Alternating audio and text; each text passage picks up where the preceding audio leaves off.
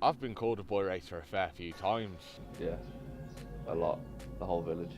I'm the village boy racer. Everyone was like, oh, you're such a boy racer. You know, my family, more than anything, like the older generation were like, oh, boy racer. And I never even knew what it was.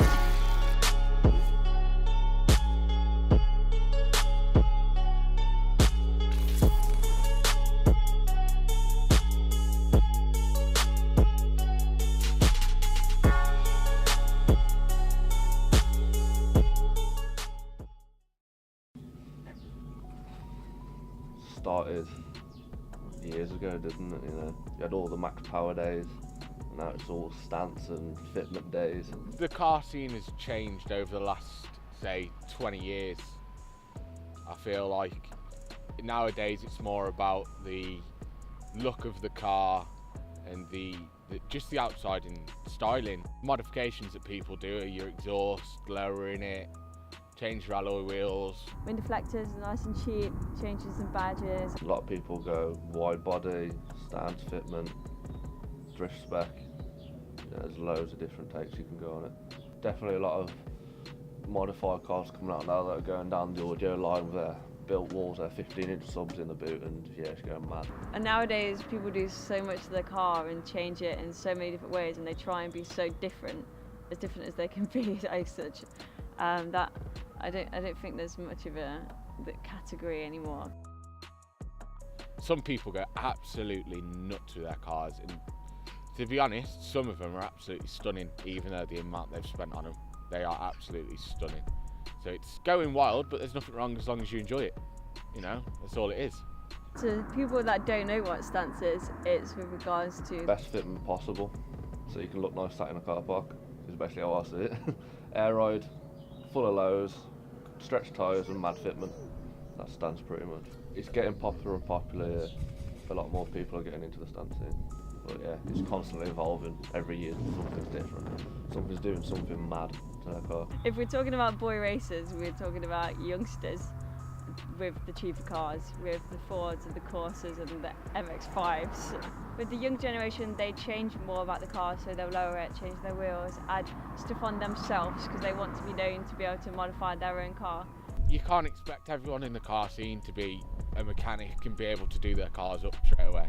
Sometimes, if you can't do it, it does make better sense to have someone else do it for you. There should be no set ruling on what is and what isn't for the car scene, you know. Obviously, to get into shows and that, you have to be heavily modified, like air, wheels, the lot. I don't think you really have to do anything. As long as you appreciate a car, you should be welcome into any group, because, you know, it's all about just enjoying cars as a group and having friends and stuff like that. If you want attention, then you need to modify your car. If you don't modify your car and you turn up to a show in a standard car, you're not going to get attention. You don't spend the time and effort doing a car up not to be noticed. I mean, it is purely for yourself, but having that sense of someone's just turned around and looked at your car as you've drove past is a sense of achievement, sort of.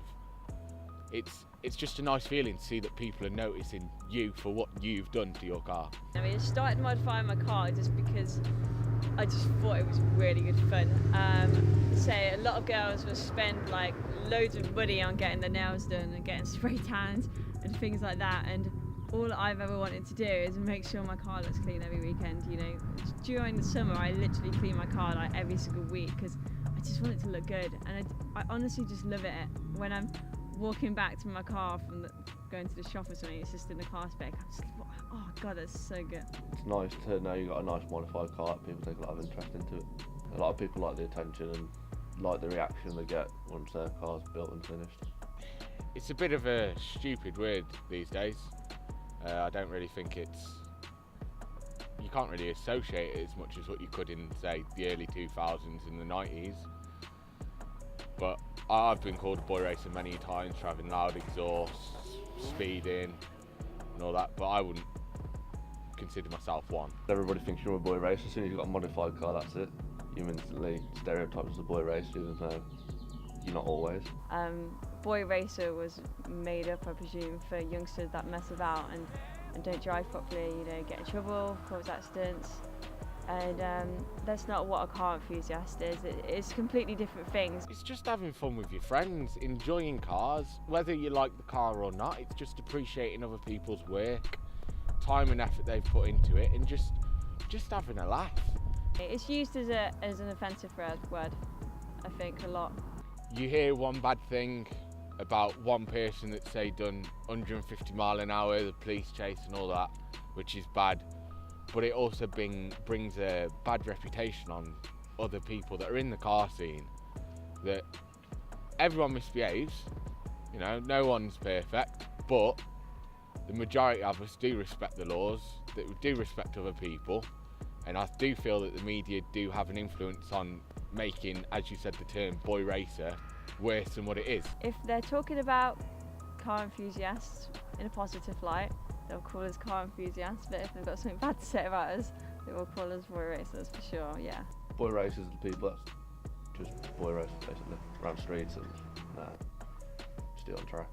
A lot of people look at car enthusiasts as people that has a nice show car, classic car sat in the garage that comes out once every nice day. Whereas us, like, we get stereotyped to be boy racers, definitely, especially with how loud it exhausts. And in the media and the police and the councils and all that, boy racer has a negative term, yeah. But we'll just carry on no matter what. Nothing's going to stop us. I feel like they just always look at the bad side of everything, even when it's not to do with cars. You know, they never really go for anything positive, and then with stuff like car meets car enthusiasts, they always take the bad side, and they just don't actually look at the real side of what a car meet is and what a car group is, or just people that enjoy cars in general. A lot of people joke about boy racers, and you know, you get daft stickers and stuff like that. But yeah, definitely a joke term. That we see it as anyway. Because we all get called it at some point, right? So we don't really use it as like an offensive word. I think it's only feels offensive if it's somebody that's not involved or doesn't understand it. I think it's better when the police are involved, because it gives them an opportunity to see that we're not all that bad. There's some occasions they deal with it very well. I think they'll turn up, they won't get high and almighty with anyone, they'll just wait until someone has actually done something stupid, and then that's when they step in. People do mess about, and when the police are there, people don't mess about, and it's a better meet. But generally they're good. They get out of their cars and they look around and they talk to you about their cars. And to be honest, it probably lightens their evening, because they're not around the streets looking for people that are drinking and stuff, because they're at a meet enjoying themselves. They're quite friendly. If you get chatting to them, you know what, you can have a laugh with them, and some of them actually appreciate your cars as well, which is a bonus. But it's getting difficult, harder and harder each day. Every single meet there's always police showing up and shutting places down, and it only takes a couple of people, you know, to do burnouts and street races and stuff like that, and just get shut down. Even with the police presence there, you'll still get people turning up. I mean, you've only got to go and look at the last show that was in Telford, Ultimate Dubs. The police presence leaving there there was a copper on every corner leaving that place, and it didn't put a single person off. They still enjoyed it and didn't bother about the police. Generally people do behave at car shows and meets because they want it to stay open. They don't want it to be shut down. But generally when car meets are on, it's on Sundays, like a supermarket car park, you know, so where that's closed. So it's out of the way, and it's not in people's way, and it's not causing any problems. There are a lot of people out there just want to just stop it completely and just put an end to it, but it's always going to be a war. Even the slightest show of a couple of people somewhere, that's it, straight on complaining. There are a lot of people with loud cars that do cause a lot of noise, you know, pops and the bangs, but that's all part of the show. I think we've run out of things to do in this generation, and it really gives us something to do. Like, a lot of people will go out and drink every weekend and spend their life on social media trying to look cool.